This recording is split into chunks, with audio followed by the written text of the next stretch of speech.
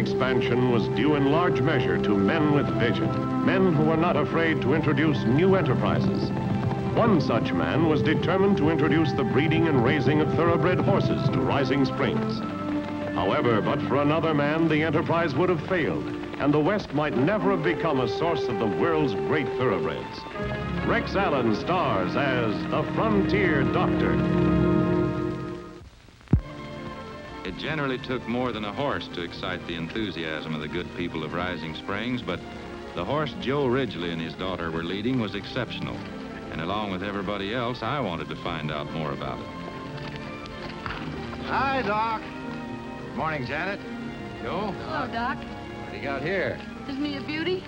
Dad bought him in the East. Hold it, Janet. I only bought a quarter interest in it. It's a partnership deal, Doc. Webb and Graham and Bennett each bought a quarter interest in him, too. 4 of you? Must have cost a lot of money. He sure did, $100,000. You're going to enter him in the race next week at Winton City, aren't you, Dad? That's right, Janet. It's the Western Stakes with a purse of $25,000, and Freedom Son's going to win it. Mind if I interrupt? Hello, Janet. Well, hello, Ralph. Nice to see you. Do you mind if a comparative newcomer interjects a note of business into these proceedings, Mr. Ridgely? Not at all, Mr. Courtright. Speak your piece. I couldn't help overhearing what you paid for this magnificent animal. But a racehorse, like any other animal, Mr. Ridgely, is subject to injury or death. Yeah, can't argue about that. Well, all right, then. Don't you think it'd be wise to protect your investment? Sure, but how? Well, that's simple. Take out an insurance policy on it. Royal Eastern, one of the companies I represent, insures racehorses. How much would this policy cost? That would run you exactly $10,000 a year, Mr. Ridgely. 10,000, that's awful high. Oh, on the contrary, sir, it's very reasonable. Isn't that right, Doctor? Think of the money the insurance company'd have to pay you. $100,000 if anything happened to him. Yeah, that's right. Well, I'll tell you, Mr. Courtright, you let me talk it over with my partners, and I'll give you an answer just as soon as I can. It's fair enough. Well, it's high time we got you out to your new home. Come on. Oh, Janet. I'd like to see you soon. You're always welcome out at the ranch, Ralph. In a day or two, then? You coming, Janet? I'll be right with you, Dad. Bye. Bye, then. Come see me. As soon as possible.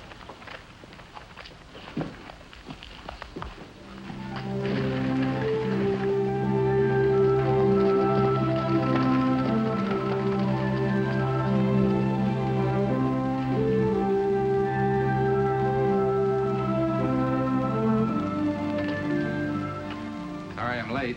Hello, Doc. Stork don't keep his appointments on time either. Here's a certificate of soundness on Freedom Son. He's in perfect health. Thank you, Doctor, but I'm afraid we won't need it. Well, what's the matter? Well, I told you I spent all my money on Freedom Son. My partners did the same. We can't afford the policy. Did you try to borrow it? Yep, spent all morning talking to everybody we know in Rising Springs. All we could raise was $4,900. You didn't ask me. Here, I can contribute 100. Thanks, Doc, but what good would it do? We're still shy 5,000. How much would it cost to insure that horse for half his value? 5,000. There you are, Joe. Insure him for 50,000 instead of 100. The doctor's right, Mr. Ridgely. And if anything happened to Freedom Son, you'd at least get back half your investment. Of course he's right. Scribble up that policy, Mr. Courtright. I've already done it, except for the amount. You represent all your partners? Just sign here. Huh?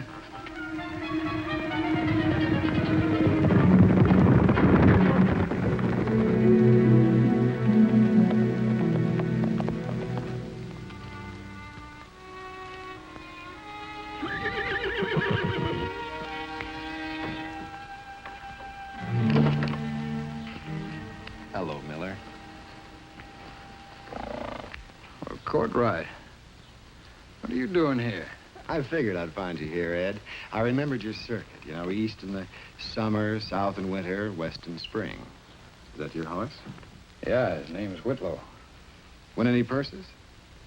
Few. Good. What about you? Last I heard, the whole New York police force was after you for embezzlement. How'd you ever get out of town? Not so loud. I'm a respectable businessman now over in Rising Springs.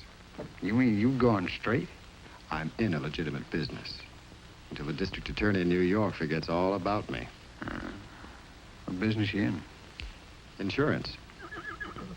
That's why I looked you up. Oh, you got an angle? A group of ranchers over in Rising Springs bought a horse for $100,000. Name of Freedom's Son. Ever heard of him? Yeah. Yeah, it's a great horse. Well, they spent all their money buying him, and then they insured him. But all they could afford was a policy for $50,000. Half of what he's worth. And they bought the policy through you. Yeah. You see what I'm getting at? Knowing what was paid for the horse, the company will insure him for $100,000 with no questions asked. All I have to do is write out a policy for $100,000 instead of $50,000. Yeah? Well, then what? Freedom's Son meets with a fatal accident. The company pays off. I pay the ranchers their $50,000. You and I split the other $50,000 between us. But won't the Rangers get a hold of a policy and find out that it's for $100,000 instead of $50,000? No. I'll forge one for $50,000 and give that to them. I'm broke, Ed. You put up the $5,000 extra premium money. Seems to me I heard Freedom's Son was running in the Western Stakes on Saturday. Is that true? Yeah, that's the plan. Why? Well, I've entered Whitlow here in that race. He'd take it, too, if he wasn't running against Freedom's Son, and I'd win myself a $25,000 purse. I'll tell you what I'll do with you. You guarantee me that you'll kill that horse before Saturday. I'll give you the $5,000.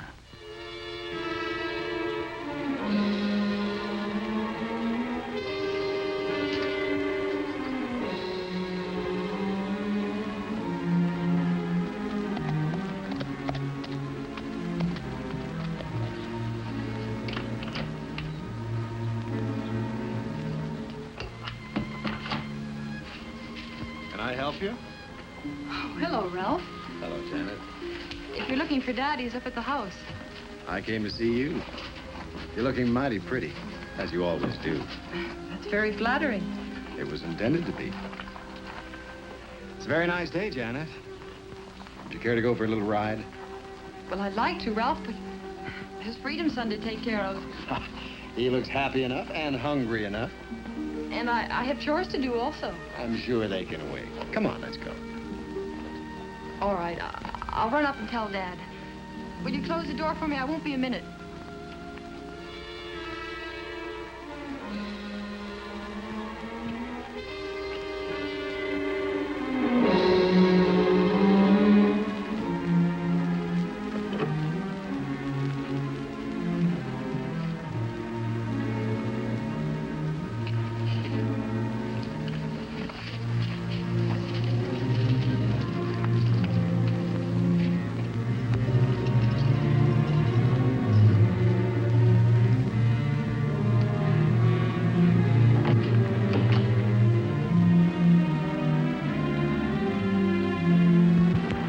Late that afternoon, Janet came to my office to get me. Freedom's Son was sick, desperately sick. Since Doc Watkins was still out of town, she asked me to help. I only hoped we were not too late.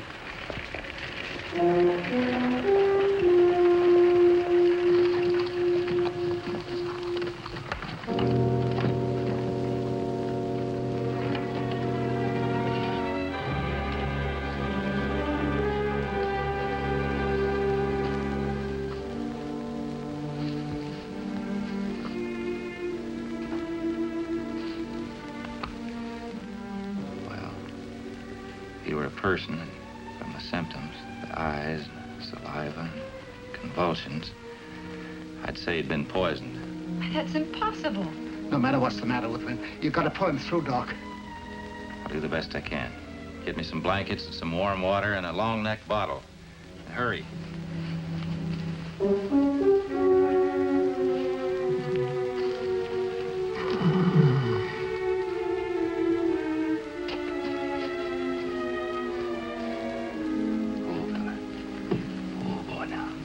Easy now.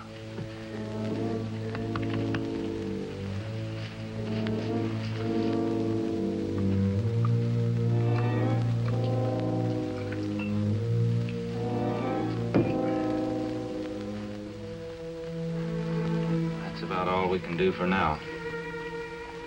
We'll repeat this treatment about every 4 hours.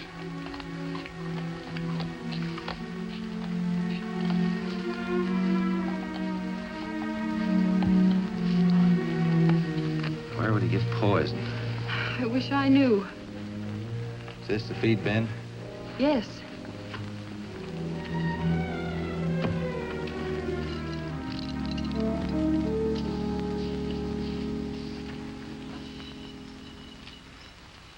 There's your answer. Rat poison. You must have knocked it off the medicine shelf. How could you be so callous, Janet? But I didn't, Dad. I know I didn't. But who did? You're the only one's been near him. Courtright. Wasn't he up here this morning? Oh, yes, he was, but why suspect him? He's new around here, isn't he? We don't know anything about him. Yes, but what's that got to do with it? The company he represents would have to pay out $50,000 in insurance if anything happened to Freedom's son. There's no need for an argument. Anyone could have done it, deliberately or otherwise. Yeah, you're right, Doc. I got no right to be suspicious of Courtright. I'm overwrought, I guess. You better sit down, Mr. Ridgely.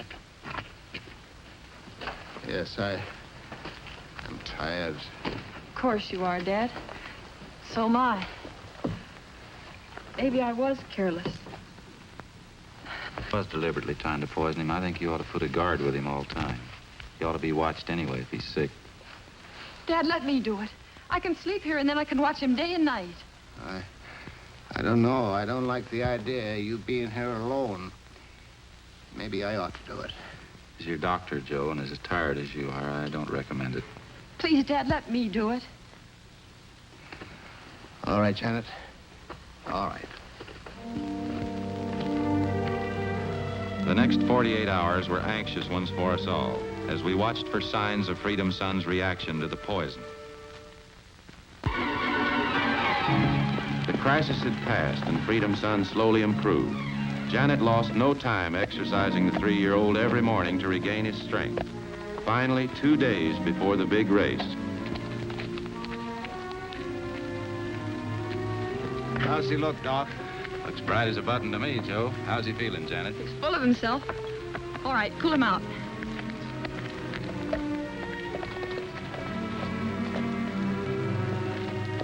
Ooh.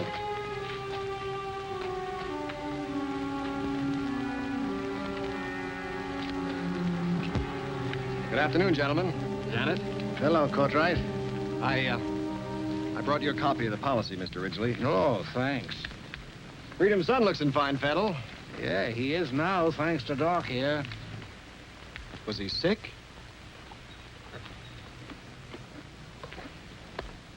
You know, Doctor, I insured this horse on the basis of your report. If anything happened to him, I could lose my agency. Don't worry, he'll be fit enough to run the big race. We think someone tried to poison him. Poison? Who on earth would want to do that? We don't know. Anyway, Janet's staying with him day and night, so it won't happen again. Can you stay for a while, Ralph? It's almost time for lunch. There's nothing I'd like better, Janet, but I have an appointment in Winton City. Well, I'm going in there myself this afternoon. Can you wait? Gee, I'm sorry, Mr. Ridgely, but I'm late now. How about riding back together? I'm afraid that's out, too. I'm staying overnight so I can see the race officials in the morning. Oh, that's too bad. I'd have enjoyed your company. Well, I better be going, Janet. Doctor, Mr. Ridgely.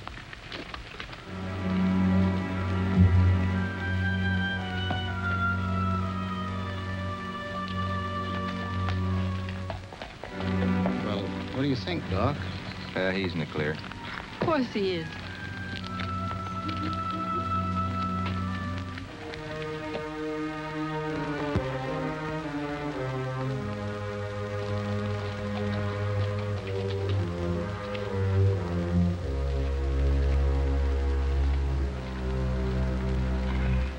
The horse's stall is down at that end of the barn. Are you sure Ridgely's away and the girl's alone with the horse? That's what they said.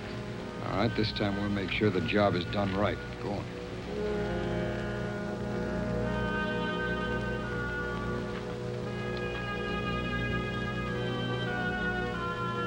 What are you doing? What's it look like? The girl.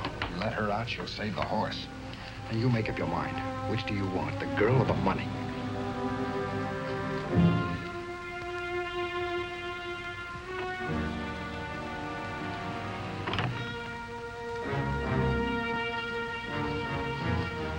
Let's get as far away from here as we can.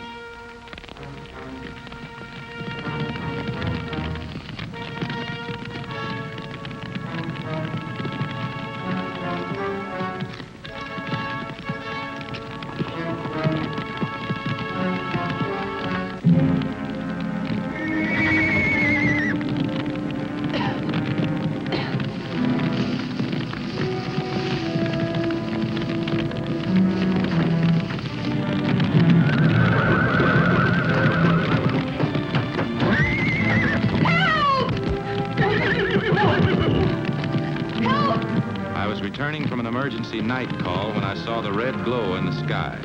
It could mean only one thing.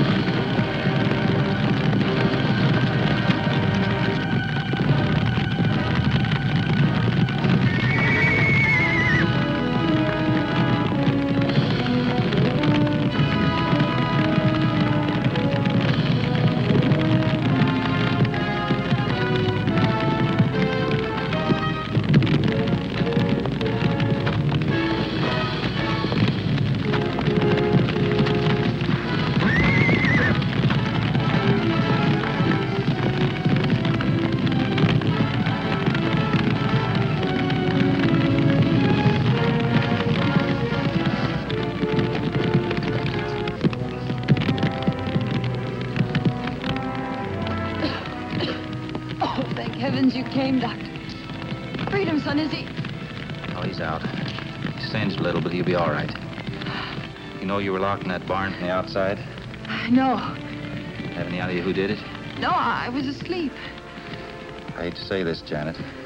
Courtright was the only other one besides you and I that knew you'd be down here alone, that your father'd be away. But you're wrong. I know you're wrong. Ralph couldn't do anything like that. Besides, what reason would he have? I don't know.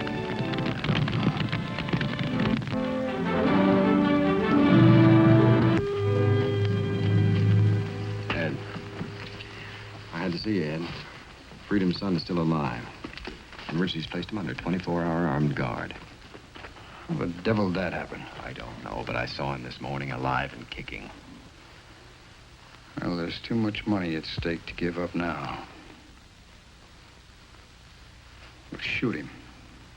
Didn't you hear me? He's under armed guard.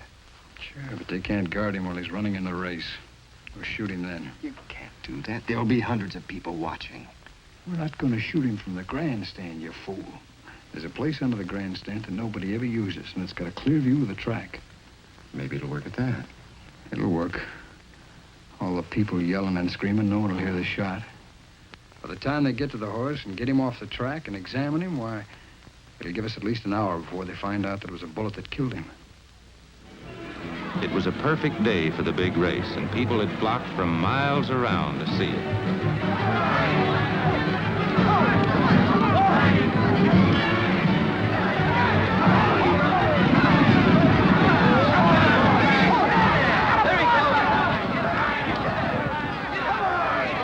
Among the large crowd were many people from Rising Springs, Courtright and myself included. I had decided to watch him closely. I had chosen a seat above him. Janet and her dad were in the saddling paddock. The horse was safe enough there, as armed guards were watching him. But as race after race was run and Courtright stayed where he was, my attention wandered. Caught up in the excitement of a close finish in the race before the big one, I neglected to watch Courtright for a time. With the crowd milling around, it was difficult to keep him in sight at all times. Suddenly, he was gone.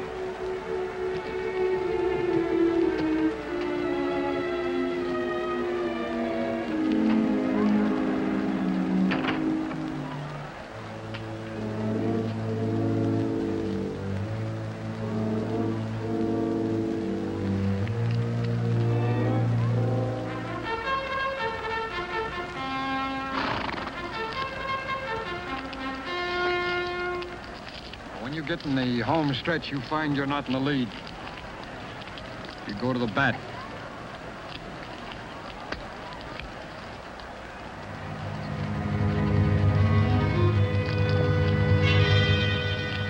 Good luck.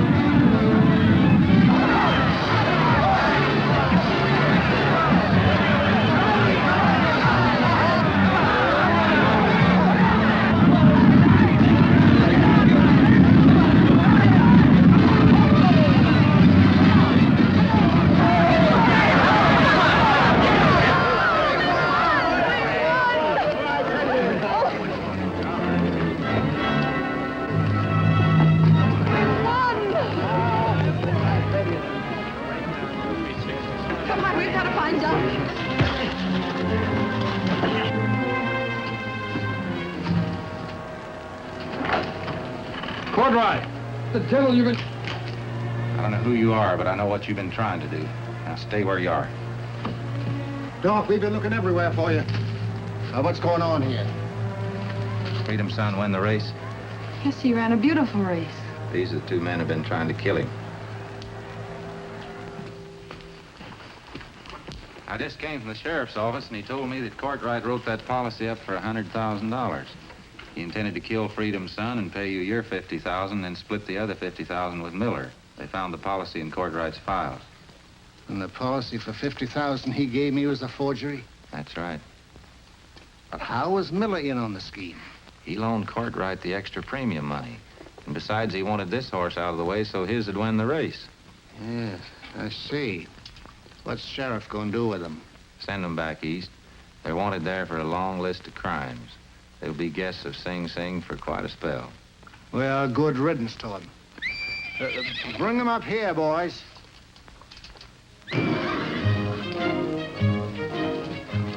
Well, what do you say, Doc? Think we got a couple of more winners? I'd say so. Buy 'em with your winnings? Yeah, paid off our debt like you know, and bought the Colts with what was left over. Thanks to you, our plan is underway. Excuse me, Doc, I gotta get them back to their mamas. I'm sorry, Janet. I guess it's a little unpleasant to find out the truth about Cartwright. I'm grateful that you did. I'm lucky to have learned what he's really like now instead of later on. I'll see you at the ranch.